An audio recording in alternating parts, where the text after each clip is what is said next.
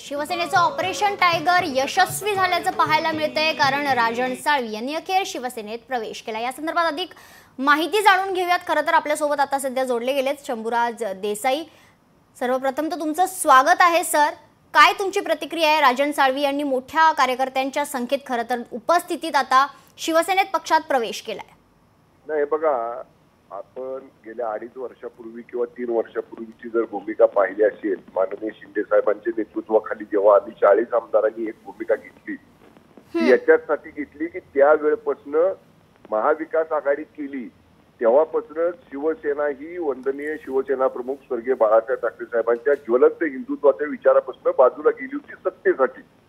आणि त्यावेळी लोकांनी, सगळ्या आमदारांनी ती भूमिका घेतली। नंतरच्या लोकसभेच्या निवडणुकीमध्ये जनतेनं त्या बाजूने कौल दिला। कालच्या विधानसभेच्या निवडणुकीमध्ये सुद्धा जनतेनं शिवसेना कोणाची, धनुष्यबाण कोणाचा याच्यावरती शिक्कामोर्तब केला। आमदार राजन साळवी साहेबांचा जो प्रवेश झालाय तो बघा निश्चितपणे पक्षाची ताकद वाढवणारा असेल कोकणामध्ये। आणि त्यांना सुद्धा आता हे राजन साळवी साहेबांनी सुद्धा ही भूमिका घेतली, म्हणजे त्यांना धनुष्यबाण आणि वंदनीय शिवसेना प्रमुखांची शिवसेना ही खरी कुठली आहे हे आता त्यांनी सुद्धा ती भूमिका घेतल्यामुळं आम्ही त्यांचं शिवसेने पक्षामध्ये आमचे पक्षाचे प्रमुख आदरणीय एकनाथ शिंदे साहेबांनी तर त्यांचं स्वागत केलेलंच आहे। आमचे सुद्धा ते विधिमंडळातले सहकार्य राहिलेले आहेत राजन साळवी साहेब। मी देखील त्यांचं मनापासून स्वागत करतो। आणि आता म्हणजे सुरुवात तर झालेलीच आहे। 2.5-3 वर्षापूर्वीच आम्ही 40 आमदारांनी ती भूमिका घेऊन केलेली आहे।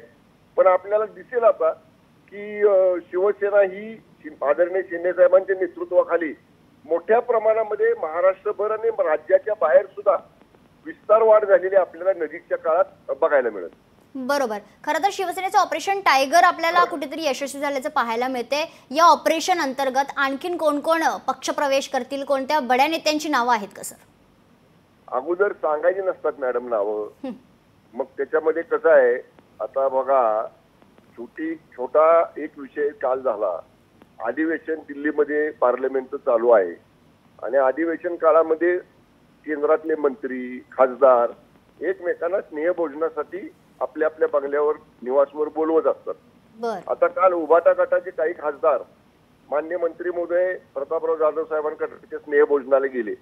आता तुमच्याच वाहिन्यांवरनं आम्ही सकाळी बघितलं की आता इथनं सांगितलं गेलंय खासदार आमदारांना की पूर्व परवानगी घेतल्याशिवाय कुठल्याही स्नेहभोजनाला जायचं नाही। स्नेहभोजन म्हणजे हे काय सगळीकडेच पक्षाच्या अंगाने बघायचं नसतं ना, एकमेकाचे व्यक्तिगत मैत्रीचे संबंध असतात। आणि ही प्रथा आहे ना, अधिवेशन काळामध्ये आपण मुंबईमध्ये सुद्धा जर बघितलं, मंत्र्यांच्या बंगल्यावरती अनेक वेळा स्नेहभोजन येतात सर्व पक्षीय आमदार, आम्ही एकमेकांचे मित्र असतो, येतात, जेवतात, गप्पा मारतात, तिथं काही राजकारण चर्चा होत नाही। त्यामुळं या लोकांनी ना आता उभाटाच्या हे प्रत्येक ठिकाणी आता संशयानं बघायला सुरुवात केली। त्यामुळे त्यांना लकलाभ होऊ द्यात, त्यांना काय भूमिका घ्यायची ती घेऊ द्यात। आम्ही आदरणीय शिंदे साहेबांच्या नेतृत्वाखाली वंदनीय शिवसेना प्रमुख हिंदू हृदय सम्राट स्वर्गीय बाळासाहेब ठाकरे साहेब, धर्मवीर आनंदीगे साहेब यांच्या विचाराची शिवसेना महाराष्ट्रातच नाही तर महाराष्ट्राच्या बाहेर सुद्धा त्याचा विस्तार करण्यासाठी आम्ही सगळेजण काम करतोय।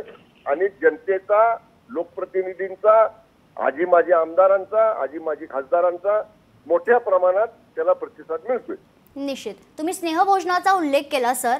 खरं तर दिल्लीमध्ये देखील आपण डिनर डिप्लोमसी जी आहे ती बघतोय आणि गेल्या अनेक दिवसांपासून अनेक घडामोडी देखील घडत आहेत। तर डिनर डिप्लोमसीच्या नावाखाली आणखीन काही महाराष्ट्राच्या राजकीय वर्तुळात काही महत्त्वाच्या घडामोडी घडू शकतात का? मी सांगितलं ना, आता सगळेचकडे राजकारण बघून राजकीय भूमिकेतनं बघता येत नाही हो। आणि हे बघा, एखाद्या नेत्याला भूमिका काही घ्यायची असेल समजा वेगळी, तर ते काय अशा ओपन डिनर मध्ये गेल्यानंतर चर्चा होत नाहीत ना, त्या चर्चा वेगळ्या पद्धतीने अगोदरच होतात।